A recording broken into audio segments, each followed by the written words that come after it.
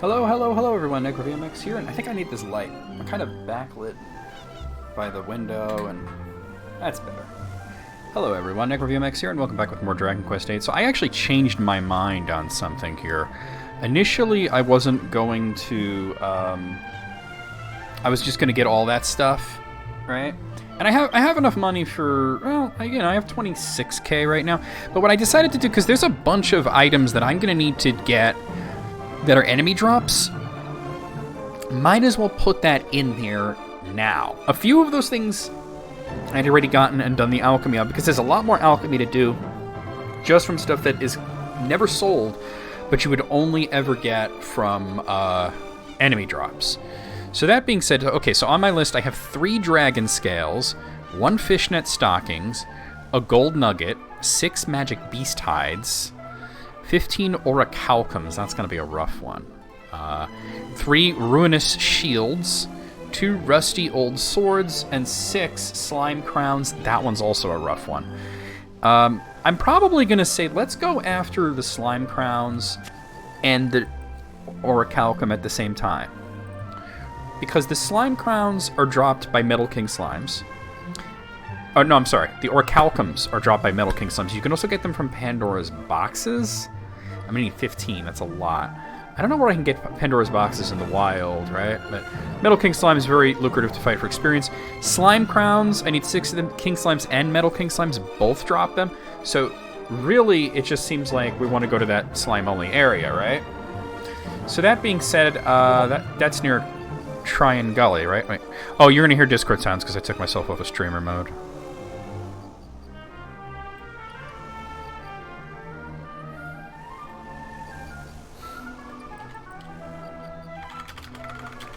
Alright, so let me go ahead and, that is near Tryon Gully, right? Where is that place? I think it is. Let's go and warp over there. Because I figure, you know, we're going to have to do that eventually, so we might as well do it now, right? I believe it's near Tryon Gully.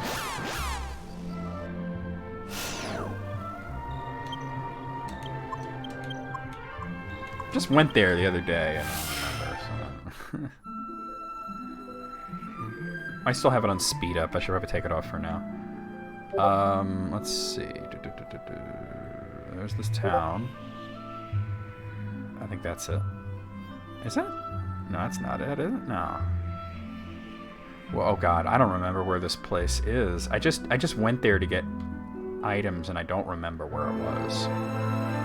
Like, I wanted to say that it was near Tryon Gully, but I don't think so. Yeah, I really don't think so now. I'm always having a hard time remembering where that is. Who joined? Hey, EB!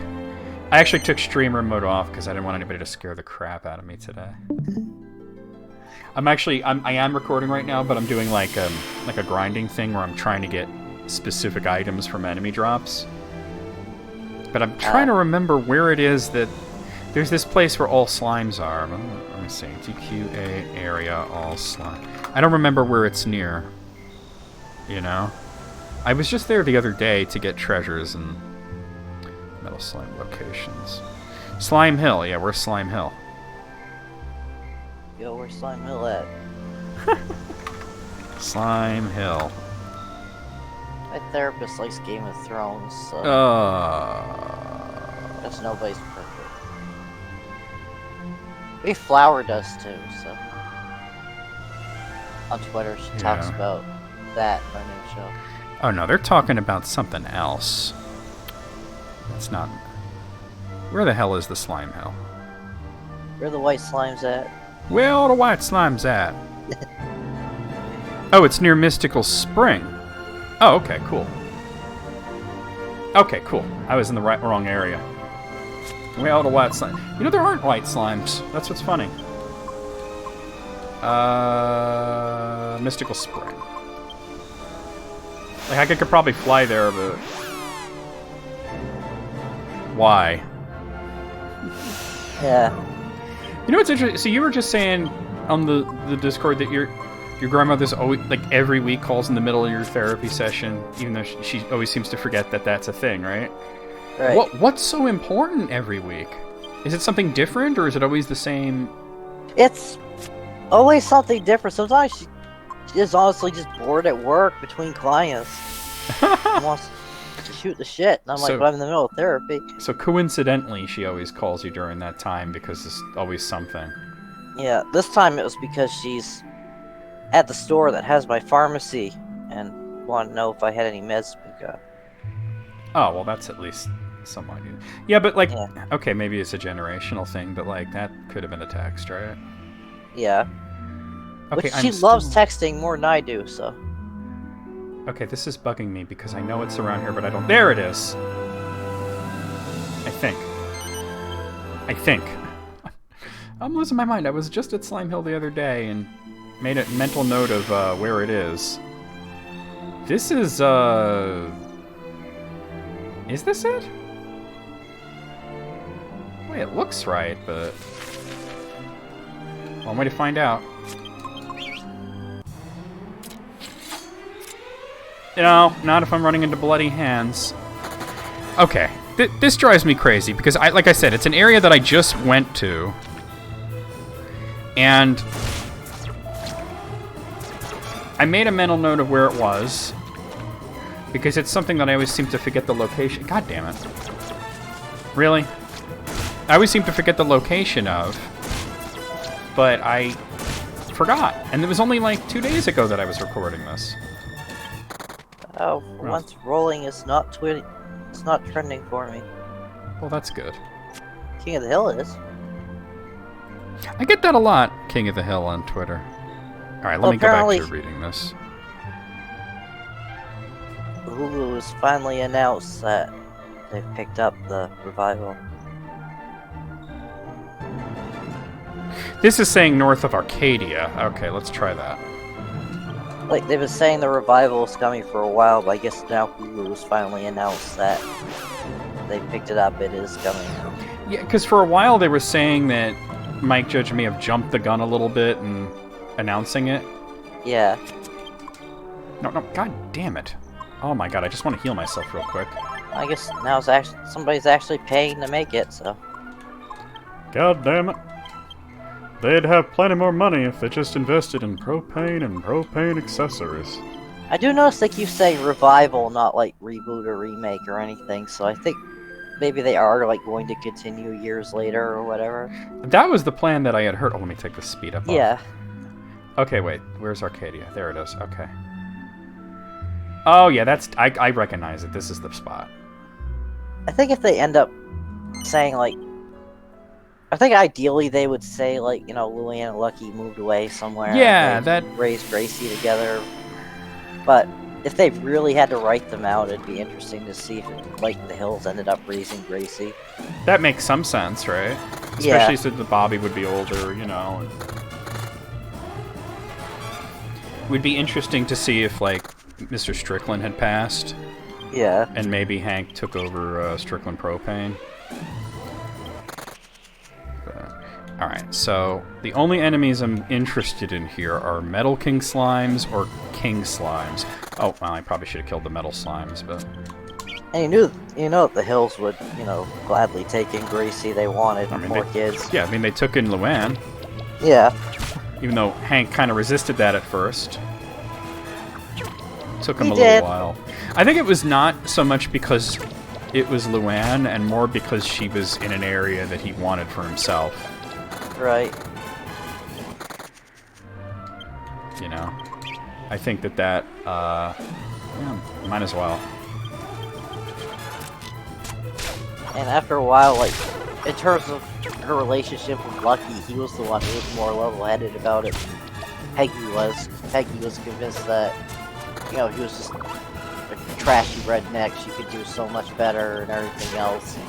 Hank was just like, well, they're happy. Yeah, well, he was a trashy redneck, but that doesn't mean he was a bad person, and I think that was kind of the whole point, you know? Oh yeah, definitely. I refuse to put actual effort into this. Peggy was just like, she's just gonna end up back in the trailer park, and Hank was like, well, maybe she's happy that way. Yeah. Well, you know, Peggy always had that air of superiority, you know? Yeah.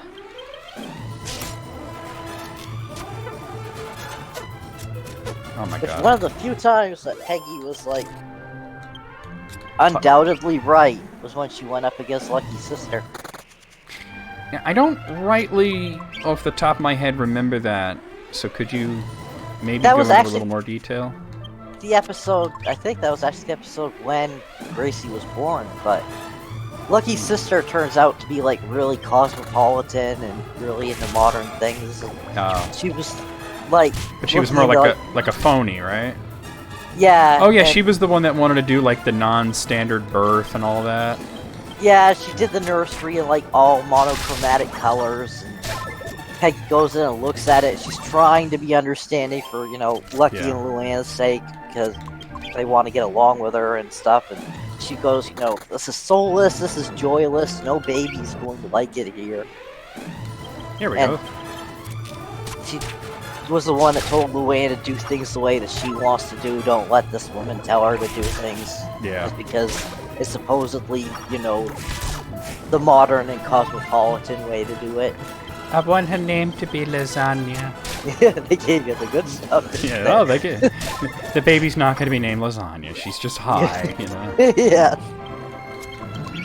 Well, initially Oh. she's petting her, just like we told her she could do it things the way she wants. As soon as she's out of her earshot, she goes, "But the baby's name's not going to be Lasagna."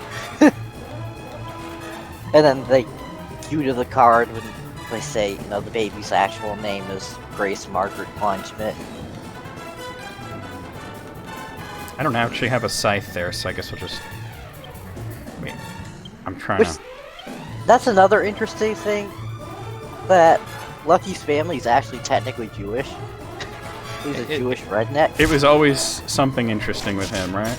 Yeah. One of my favorite moments of his when he kind of had this, oh, there we go, sort of like uncle sort of relationship with Bobby, but it was over something so silly that he wanted Bobby to be able to eat a corn chip that came right off the line. Yes. It ended up having to pull like his slip and fall thing Yep. just to get allowed in. Alright, Angelo leveled up. Let's see, we'll put it all into bows. I would like to max that out soon. Silent Archer learned Shining Shot. I didn't get an item. This is gonna suck trying to get these items, but oh my god! Now let's see if they all stay. There's only one that I want to stay. The one in the middle. Yeah, because not only is it 30,000 experience, but it can either the items that it can possibly drop or the items that I need, and I need a lot of them. Okay. All right, save it. Now. It was also remember when Lucky was making them stand online for the concert that nobody cared about. Yeah, it was Days like, on it. what was it? I forget what band it was. Oh, nice. It was something only he was into.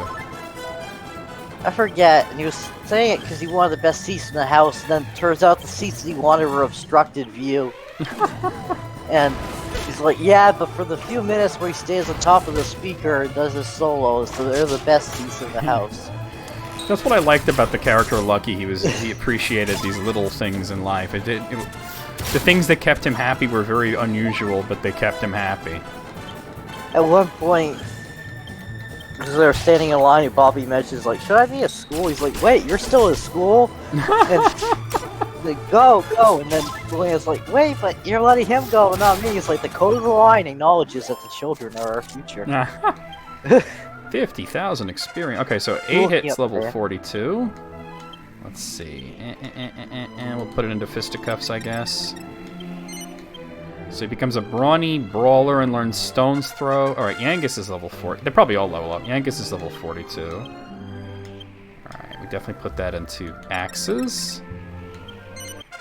Jessica's level 41. It's Brownsville Station. Oh, that's what it was. We'll put it into staves.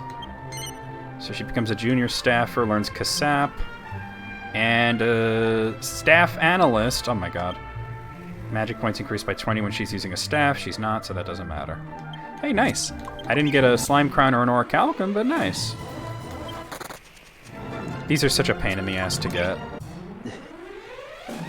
I'm looking at a picture of them in front of the theater, and the theater's marquee says, "Have your office party here." And then after he got his tickets, he went and got in line again because he wanted to get his size and t-shirt. Ladies medium. Well, I mean, a large part of the concert experience is standing in line, so you're in line for tickets, you're in line to get in, you're in line for concessions, you're in line for the bathroom, you know. I told you I missed most of the one song I wanted to hear Stevie Nicks perform because I was in line to get his shirt. At least you probably heard it, if not seen it, right? I could hear it, like, vaguely in the background, but I didn't even realize that was exactly the song until after because the way the amphitheater was stationed, was just stand was, like, around I went to this stand. heavy metal festival once, and there was this band that, you know, they're called the Dillinger Escape Plan. I've heard of them. And for the life of me, I can't figure out why they're popular at all. Like, why they... Oh, not what I meant to do. Why they have any fans. It's because... Like, honestly, to me, they don't sound all that different from Zombie Sneak Attack. You know? And the only difference is they can actually play their instruments, but... considering that they can play their instruments and that's what they choose to play, I'm not super fucking impressed, you know? So anyway, they're on and they're playing, you know, I'm pretty sure each of the members were playing a different song at the same time, and a few of them were physically fighting with each other. It was a mess. I'm not gonna fight these idiots. So, you know, I remember, like, I posted, because Dream Theater was there, so I was on the Dream Theater Live Journal group, and I was posting sort of like my review of the show and like each band that I saw and how they were and everything. And, you know, I mentioned that, you know, like, Dillinger Escape Plan was just fucking terrible, and that one of the things that I remember, because I knew who they were, I knew what they sounded like, and I had very little hope that they were going to be any good, right? And I remember there was this dude standing right to my left who was like a journalist for some prog magazine. You know, not like a magazine, but an online website that was called, like, Prog Magazine or something, you know? Yeah. And he was taking pictures, he had a press pass and everything. And I just remember this look of confusion that came over him, you know, when they started playing. And he leans over to me and he says, "I think these guys missed their sound check." And I said to him, "This is what they sound like on the album." And then he just looked very sad after that, you know. What's that magazine that you occasionally bring up that even Moog throws shade at? Oh, Pitchfork? Yeah. Yeah. So anyway, I had posted my review of this, you know, and I mentioned a few things like that, and just how, like, especially that the headliner was Megadeth, and the Megadeth fans were all looking like somebody just punched their mothers in front of them, you know? And the Dream Theater fans are sort of split between, I think I like this and I know I hate this, you know? But anyway, so there was this one guy in there that, like, was really argumentative and kind of a shitlord, right? And There's always one. yeah, there's always one or seven, right? Yeah. And when you're dealing with the heavy metal groups, there's usually about 20. But anyway, he was this guy that always, like, no matter what I posted, always had a fucking contrarian viewpoint. And it turns out that he was actually at the same show. Or maybe he was at a different show the same, but whatever, like, but he was a Dillinger Escape fan, you know. Yeah. Oh wait, hold on a second. Yangus is level 43. Let's see, we put it into Axes and Humanity. Somebody ever... Wait, let me finish. Okay, so he learns Typhiosis' Maul. I gotta look into what that actually does. Angela's level 42. We'll put it into bows. Hey, maxed it out. And he's a Needle Shot becomes Needle Rain. Awesome. Okay. So, what were you saying before I finish the story? Because you're saying something.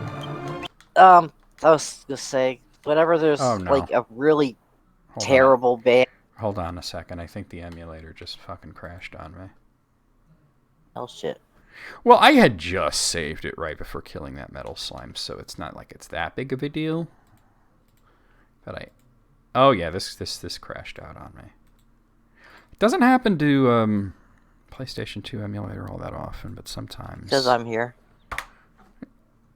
I'm trying to think if the last time if it happened if you were here or not, but I don't know. Let me go ahead and bring it back up, which is gonna suck because it's not gonna show the right window on my recording. I know I've been there when an emulator has crashed on you. I don't know if it was the PS2 one. Emulators don't crash that often, so I'm thinking it might have been this one. Because I remember one time in the past it did. It might have been Dragon Quest VIII even. Alright, let me fix this. Give me a moment here. I'm going to switch this over to the other window. Oh, not that one. Not that one. Oh my god, where... Crashed, you got rid of all your shit. No, it's... There it is. Okay. And let me restart the stream. Alright, sorry, you were saying? Oh, saying that whenever there's like these bands that seems like absolutely nobody likes, and I always run into the one person that turns out does like them, my response is always, well, I guess someone's got it. Yeah, someone's got to like it. But what struck me about the Dillinger Escape fans was they were all really obnoxious people, you know? So, this guy was just like, well, you know, I didn't like all the bands that were there. As a matter of fact, I thought some of them fucking sucked. But when they came on, I didn't stand there or boo or give them the finger or anything like that. You know what I did? I got a pretzel. And that was like in all caps and bold. And I'm just like, you know, like he thinks he's so like above it all that like when the bands that he didn't like came on that he would just, you know, leave or whatever. You know, but I'm just thinking, like, congratulations, you just spent $9 on a pretzel. Asshole, wait, what? Save it again. See, that's not the own you think it is. It really isn't. Like, oh, two of them, alright. Alright. What sucks, the one thing about this game that drives me completely insane... Oh, wait, let me see what that new skill does. Because I still have to finish my, Works Wonders on Monsters of the Beast family. Alright. I still have to finish this. Well, that was, I guess, the end of it, but there's more to it. Wait, so Needle Rain? Let's try it. Alright. Save. Alright, at least one of them stayed. Oh well. It became like this big argument between, you know, people who liked the Dillinger Escape pan and people who didn't. Because nobody can just be like, you know, have a difference of opinion at all. Oh, there's 8 leveling up. Alright, there we go. What I get? Black Belt Roller, Knuckle Sandwich? Alright, whatever. It's just like nobody can just, you know, like if somebody says that your band that you like sucks, nobody can just be like, well, you know, I like it. It has to be, well, you know, like Symphony X is like lame, you know. And could be worse, like with Sarah Zed talking about... She was talking about fandom specifically, but I think this applies to a lot online. Yeah. It's that you can't just have a difference of opinion anymore. It's that the person that has a difference of opinion has to be the worst possible person ever. I remember saying it on the Pokemon Showdown chat once when I actually bothered to look at that because after a while I just gave up because these people are fucking knobs, you know? Yeah. But it was always like, this game's trash, that game's trash, you know. And I said once, you know, you can like one game more than another without declaring the other one trash. And you would have acted like I came in and said Bin Laden did nothing wrong. You know what I mean? Like it was like I said the worst possible thing that you could even dislike a game without going on an internet chat room and whining about how it's trash, you know? Oh, the example that Sarah Zed gave, it's kind of hard because you haven't seen Avatar, but obviously, you know, there's a ship war because, you know, there's always shipping wars in fandoms. course there is. And, you know, I was invested at the time because these are children, I was a child, but... so basically, now that the, show is... Wait a minute, I'm sorry to interrupt you, but I'm just, like, flabbergasted that as a group of slime, she slimes, and heel slimes that I have tried and failed twice to run away from them. I just wanted to point that out. I'm gonna hit the intimidate button, but I just wanted to point out how they won't even run away from me. Alright, they gotta catch these hands then. I'm sorry, continue. So, there was like 2 main ships that everybody was, into at the time. And there was obviously, discourse at the time, but people were basically just like, fuck you, no, fuck you. And now that, like that scene in between Brandon and the what's her name from Linda. Linda. I just wanted to say something. Fuck you. That'd have been fun for Laura Silverman to record. And Brandon Small too, right? Yeah. Oh my god, that was so fun. Just the screaming. I'm actually kind of annoyed that June missed that part, because I think June would have really liked that scene, because June has this one, like, part of them that never changed, right? Like, everybody changes, but there's this one part of June that's, like, still the same person that she was when I met her in the freaking 2001 or whatever the hell it was, right? Which is yelling is funny. You know what I mean? If they're screaming, and like for some reason, and I have to agree with this to an extent, when you put these people together and just have them just scream at each other, for some reason that's always funny. So, anyway, now that, Avatar's gotten, a fandom again because they brought it back on Netflix and everything, there's new fans. Now it's no longer, your ship sucks, no, your ship sucks. It's, you ship this, therefore you support colonization. Well, you ship this, therefore you're a pedophile. Oh, yeah. It's become like an extreme version of, oh man, I can't think of Godwin's Law. Right? Yeah. Where the longer an internet argument goes on, the more likely is that somebody is going to be called a Nazi or compared to Hitler in some way. And when you're talking about arguments that are as old as this, they've gone beyond that, right? It's mostly just her using that as an example of how fandom these days, it's no longer just normal discourse. It's the other side has to be the worst possible person you can imagine. Oh, absolutely. You can't just disagree with anyone anymore. You have to paint them as a baby-eating monster, Yeah. It's like it used to be. Yeah, it used to be, boy, that guy's a jerk, and now it's, boy, that guy is literally Gollum. Yeah. Just this twisted, vile, wretched creature who eats babies. I didn't know Gollum ate babies. Oh yeah, that's something that a lot of people miss, because I've mentioned it on Quora a few times, and then I get these comments like, what? He ate babies? Where is that part mentioned? And I'd post the part, and they're like, oh my god, I've read it a million times, and I never noticed that part. And I said, I'm going to be honest with you. There's a lot of parts like that. A thing is mentioned once and only once, and it's just something that just flies from your mind. And a lot of people will say that. Like one of the things another one was that, like, right after the ring was destroyed, that Sauron lunged at Gandalf and then dissipated on the wind. And people were like, what? When did that happen? And I'll post the passage, and I'm like, that's the coolest thing ever. How do I not remember it? Save it. Of course, that's why we save it. I think I'm probably gonna have to finally read these books. There you go. I mean, I've got a reading list right now because my grandmother has this thing where people will tell her to read something, so she'll tell me to read it for her. You know, I don't want to make this comparison, but I have to. That reminds me of Tanya.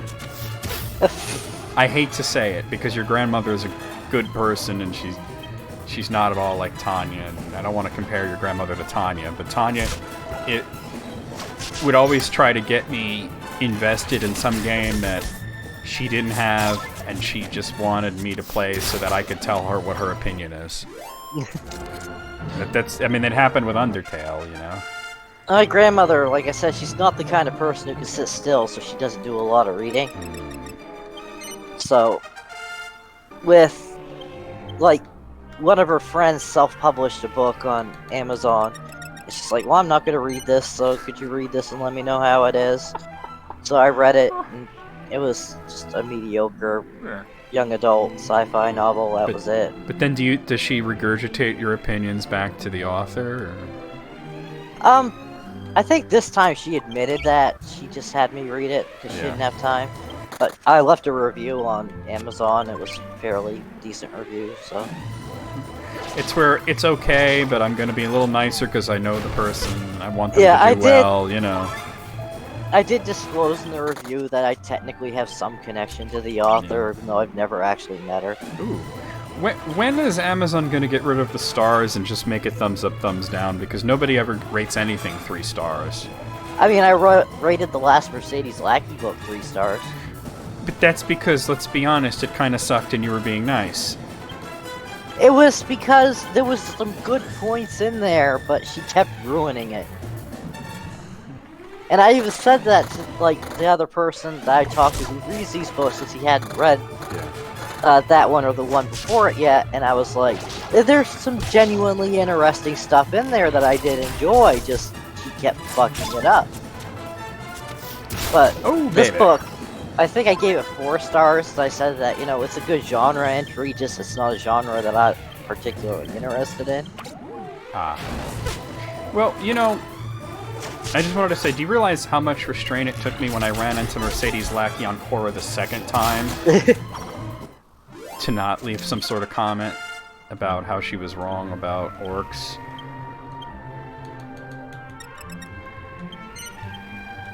I mean, you should have gone for it. Alright, I'm going to stop right here. I'll see you guys real soon with more Dragon Quest VIII. I'm likely going to try and get, at the very least, these Slime Crowns and Orichalcums off stream, because as you see, they don't drop very often.